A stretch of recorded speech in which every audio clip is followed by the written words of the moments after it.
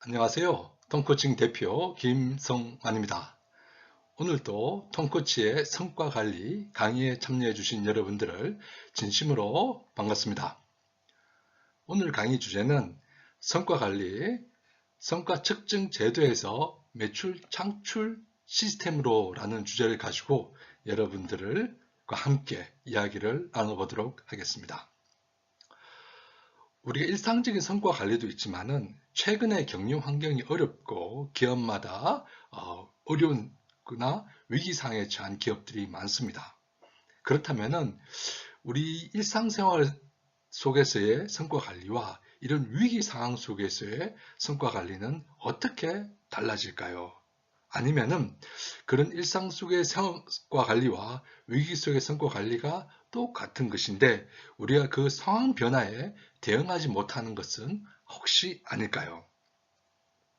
자, 만약 경영이 어려운 상황 속에서 우리 성과 관리가 거기에 대응하지 못한다면은 그것은 바람직한 걸까요? 당장에 떨어진 일들 속에서 우리가 하나하나를 해 나가지만은 본질적으로 위기나 아니면은 경영 악화가 지속되어 나가는데 그런 상황들을 반영한 과제나 목표를 수행하지 못한다면은 그것은 바람직한 성과 관리라고 할 수 있을까요? 자, 그와 같이 어렵거나 위기 상황 속에서 아니면은 항상적으로 그런 것들을 대비할 수 있는 성과 관리는 무엇인지 바로 그 해답을 매출 창출 시스템으로서의 성과 관리라는 것에 대해서 살펴보도록 하겠습니다. 자, 그럼 본격적으로 들어가 보도록 할까요? 자, 여기 좌측에 그림이 하나 있습니다. 예, 이게 어떤 그림일까요? 네, 조직을 배경으로 해서 끓는 물 주전자 위에 개구리가 있네, 그죠? 흔히 우리 이것을 가지고 뭐라 그러죠? 네, 바로 끓는 물 속의 개구리라고 이야기를 합니다. 그것은 어떤 의미인가요? 물이 끓고 있는데 처음부터 물 속에 들어가 있는 물 냄비 속에 개구리를 넣고 그 냄비를 끓이면은 개구리는 처음에 그 온도에 적응하면서 서서히 뜨거워지는 것을 잘 느끼지 못한다고 합니다. 그래서 한참 뜨거워진 후에야 아 뜨거워 하고 나올 때 바로 개구리는 어떻게 되는 거예요? 예, 나올 수 못할 정도의 몸이 데워져 있거나 끓어져 있다는 뜻이겠죠. 네, 바로 이런 상황처럼 우리의 조직들이 우리가 매일 일상적으로 일을 하고 있습니다만 회사가 위기다, 경영 상황이 악하다라고 하더라도 매년 그래왔는데 또 올해도 어렵다라고 이야기를 하고 있고 어려운데도 우리는 잘 버티고 왔다. 그래서 사실적으로는 잘 느끼지 못하는 경우가 많습니다. 바로 이와 같이 일상적으로 우리가 하는 성과 관리도 마찬가지가 아닌가 싶습니다. 경영 위기이고 어려운 상황입니다만은 그런 상황들을 제대로 반영할 수 있는 성과 관리를 하고 있는지 다시 한번 반문할 때가 아닌가 싶습니다. 제가 컨설팅을 하거나 코칭하는 많은 기업들도 실제로 우리 구성원들은 그런 위기와 또는 그런 상황에 대해서 정확하게 알고 대응하지 못하는 경우도 있었고요. 특히 성과 관리가 그런 위기 상황 속에서 제대로 대응하지 못하고 겉도는 느낌들을 많이 받았습니다. 여러분 회사는 어떤가요? 자, 바로 이와 같이 성과 관리라 했을 때 우리의 성과 문제가 드러나는데도 불구하고 제대로 대응하지 못하는 그런 상황 속에서 바람직한 성과 관리는 무엇인지 살펴보도록 하겠습니다. 일상적으로 기존의 성과 관리 활동들은 성과, 특히 매출이 되겠죠. 매출과 관련된 문제를 직접 연계하지 못하고 형식화된 성과 측정 활동에 치중해야 하지는 않는가라고 다시 한번 자문할 때라고 봅니다. 이런 어려움과 위기 상황 속에서 제대로 대응하지 못한다라면 그것은 성과 관리라 할 수 없는 것이죠. 경영 상황이 좋을 때나 경영 상황이 어려울 때나 항상적으로 그런 변화된 상황 속에서 제대로 대응해야 되는데 성과 관리가 성과를 측정하고 평가 보상하는 수단으로서만 한다면 그것은 명확하게 성과 관리로서의 역할을 제대로 못한다라고 볼 수 있습니다. 자, 그래서 기존의 성과 측정 중심의 성과 관리에서 매출을 창출하는 성과를 창출한 시스템으로서의 성과 관리로 전환이 시급하다라고 볼 수 있겠습니다. 그래서 여기에서의 매출 창출은 성과 창출과 같은 의미라고 볼 수 있겠고요. 성과의 대표적인 의미로서 매출이라는 의미를 쓰음을 이해해 주시기 바랍니다. 자, 그러면 성과 창출 시스템으로서의 성과 관리는 어떤 것인지 그 4단계 성과 창출 시스템에 대해서 살펴보도록 하겠습니다. 자, 여기 제목에 보면은 이제 성과 관리는 성과 창출 문제 해결 시스템이다 라고 달아놨습니다. 어떤 의미인가요? 성과 관리는 성과를 측정하고 평가 보상을 하는 성과 제도가 아니라 성과 창출을 위한 문제 해결 시스템이라는 것이죠. 결국은 뭐예요? 모든 관리는 플랜 두 C의 기본 원칙에 따라 문제를 해결해 나가는 과정이라는 거예요. 성과 관리도 마찬가지랍니다. 성과 관리는 성과를 창출하는, 성과를 향상하는, 매출을 높이고 원가를 줄이는 그러한 문제 해결 활동의 시스템이다라는 것의 어떤 성과 관리 본질을 우리는 잊어서는 안 된다라는 것입니다. 자, 그래서 성과를 플래닝해 나가고, 플랜하고 두하고 C 하는 그런 책 과정에 있어서 특히 이런 경영상의 어려움이 나타났을 때 그런 어려움들을 어떻게 해야 되는 거예요? 우리는 해결하는 과정으로서 4단계를 두고 있습니다. 첫 번째 뭐예요? 성과 문제에 대한 원인을 분석하는 것. 이 문제가 터졌잖아요. 그 문제에 대한 원인을 분석하는 것. 두 번째는 뭐예요? 성과 개선 과제를 도출하는 것. 그렇죠? 원인 분석을 통해서 과제를 도출하고 그 과제를 실행해 나가고 그 실행했던 결과에 대해서 평가 보상하는 이런 프로세스를 성과 창출 문제 해결 시스템이다라고 제가 명칭을 두었습니다. 자, 그럼 각각의 단계에서 세부 요인에 대해서 살펴보도록 하겠습니다. 자, 먼저 성과 문제 원인 분석이 되겠습니다. 원인 분석은 원인을 파악해야 되겠죠.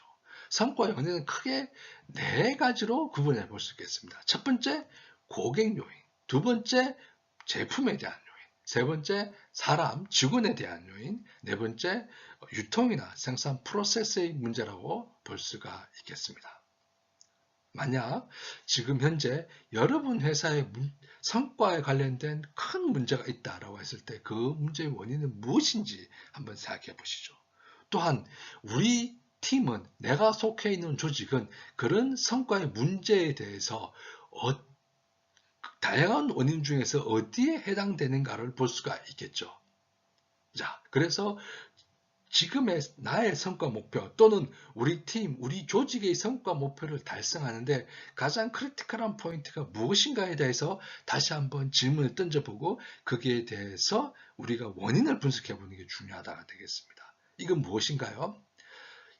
바로 지금 그대로의 초기에 연초에 세웠던 성과 목표 또는 실행 과제를 그대로 수행하면 되는가에 대한 본질적 질문을 던지는 것이죠. 이제는 기존에 연초에 세웠던 기존의 문제를 과제 또는 문제를 해결하는 과정으로서는 우리의 성과 목표를 달성할 수 어렵다는 거죠. 또는 기존에 세웠던 목표조차도 너무나 나이브한 것으로서 좀 더 도전적이고 또는 문샷 싱킹의 10배의 가치를 창출할 수 있는 그런 새로운 목표를 세워야 될 수도 있다는 것이죠. 왜? 지금의 위기가 기존의 위기와 다르다고 했을 때는 차원이 다른 도전을 해야 되고 바로 차원이 다른 목표 설정에서 가야 된다는 것이죠. 자, 그랬을 때 예를 들어서 우리 제품이 있는데 새로 기존 제품에 대해서 우리가 다시 개선을 해서 제품을 출시했는데 고객의 반응이 없는 거예요. 고객의 반응이 없는데 또 유사한 제품을 만들어서 돼요, 안 돼요? 되지 않는 거죠. 고객은 새로운 것들을 요구하고 있는데 우리는 기존 것을 만들고 있지 않는 것이죠. 그래서 제로 베이스에서 다시 고객의 니즈를 파악하고 제품을 개발해 나가는 것에 지금부터 착수해야 된다는 것이죠. 그렇다면 그런 것을 누가 제일 잘할까요? 바로 현장 일선에 있는 우리 담당자, 직원들이 제일 먼저 하는 것이죠. 사실 경영자분들이 먼저 알 것 같지만은 그 큰 경영자들이 움직이면 사실 큰 변화를 가져야 되는 것이죠. 그 전에 지금에서 불량보다 우리가 팀 단위에서, 소규모 조직 단위에서 또는 사업부 단위에서 할 수 있는 변화 액션들을 찾아 나가야 된다는 거죠. 바로 그런 것을 하자라는 것으로서 우리가 기존의 성과 관리 시스템을 활용한 문제 해결 과정을 풀어보는 것이죠. 바로 이제 성과 관리가 기존의 것들을 답습하는 것이 아니라 새로운 것들에 대해서 도전하는 과정으로서의 성과 관리가 되어야 된다라고 볼 수 있겠습니다. 자, 그런 원인 분석을 통해서 이제 뭐예요? 과제를 찾아야 되겠죠. 과제를 찾아야 됩니다. 이럴 때 팀원들은 과제를 찾아내는 부분들이고 리드나 관리자들은 과제 찾는 걸 도와줘야 되는 것이죠. 자, 그렇다면 과제는 어떤 것이 있을까요? 과제 예를 들면은 고객 니즈에 대응하는 과제, 주로 이제 영업 부서 쪽에서 되겠죠, 그죠? 그 다음에 제품을 개선하는 또는 신제품을 개발해야 되는 이건 이제 주로 개발에서의 과제가 되겠죠. 그 다음에 이제 지원이라든지 기타 지원 조직에서는 어떤 역량, 기술 역량이라든지 제품 개발 역량이라든지 구성원의 전문 역량에 대해서 강화하는 그러한 요구들에 대해서 과제를 수행할 수도 있겠고요. 또는 유통이라든지 생산 과정에서는 유통 프로세스 또는 생산 과정을 최적화할 수 있는 또는 변화 개선할 수 있는 이런 프로젝트들을 시행할 수 있겠습니다. 이건 바로 혁신 활동이 아닌가요? 라고 볼 수 있는 거죠. 예, 맞습니다. 자, 많은 조직에서 기존의 성과 관리에 동떨어진 혁신 활동을 하는 것이 아니라 성과 관리라는 큰 시스템 안에서의 혁신 활동들을 일으켜 나가는 것이죠. 또한 우리 성과 관리는 이러한 일상적인 또는 변화와 위기 상황 속에서 이끌어 나가는 큰 혁신 활동들도 같이 수행해 나가야 되는 거고 그것이 성과 관리 프로세스 안에 같이 가야 되는 것이죠. 그러한 과제를 도출했다면 뭐예요? 이제 실행을 해야 되겠죠. 그렇다면 그 새로운 과제들이 어디야? 목표와 KPI에 반영해 나가는 부분들. 그 다음에 리더들은 그 과제를 수행할 수 있는 자원을 제공해야 되겠죠. 그런데 여기에서 어려움이 있죠. 뭡니까? 바로 경영 환경이 어렵고 위기 상황 속에서는 이거를 지원해 줄 수 있는 자원, 대체로 물적 자원이겠죠.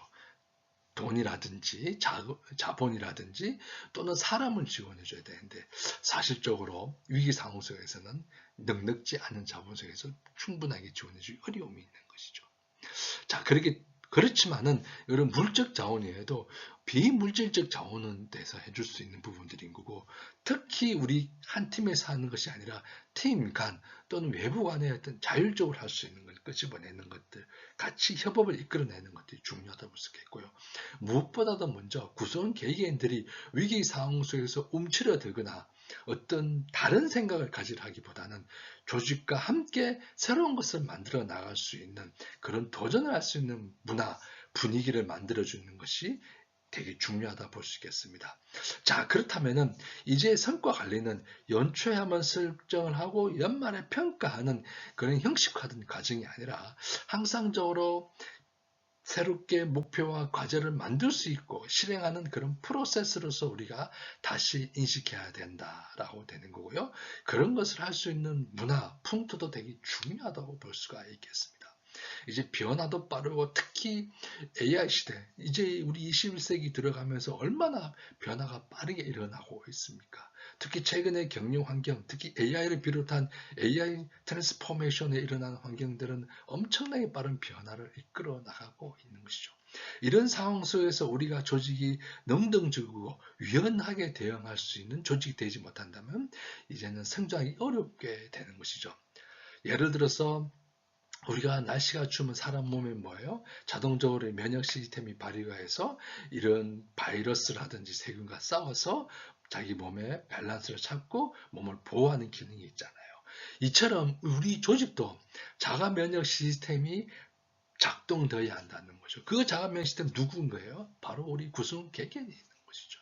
우리 구성 개개인들이 이러한 문제를 찾고 원인을 찾아 개선을 하겠다는 자발적인 참여와 대응을 할 수 있는 이런 풍토가 이루어져야 된다는 거죠. 바로 그런 것들을 담을 수 있는 그것이 이제 성과 관리가 되어야 되는 것이고 그러한 좋은 지원 수단으로서 바로 있는 게 뭐예요? 원앤온 미팅이 되겠죠.